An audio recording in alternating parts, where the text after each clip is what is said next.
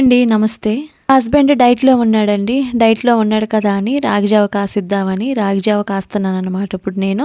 డైట్‌కి రాగి జావ best option అంటండి. అందుకని ఇప్పుడు చేస్తున్నాను నేను రాగి జావ. 3 స్పూన్‌ల నేను రాగి జావ పిండి తీసుకునండి దాన్ని వాటర్‌లో ఏహినా గడ్డలు లేకుండా మంచిగా కలుపుకున్నాను.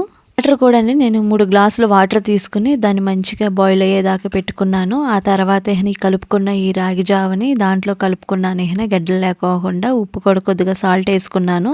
చేసేది ఇప్పుడు స్వీట్ రాగి జావ అండి. కొద్దిగా బెల్లం ఏసుకున్నాను. అలాగే దాంట్లో 2 యాలుక్కాయలు దంచుకొని దాంట్లో ఏసుకున్నాను ఫ్లేవర్ కోసం మంచిగా. అలాగే కొద్దిగా పాలు ఒక టీ గ్లాస్ పాలు పోసుకున్నాను.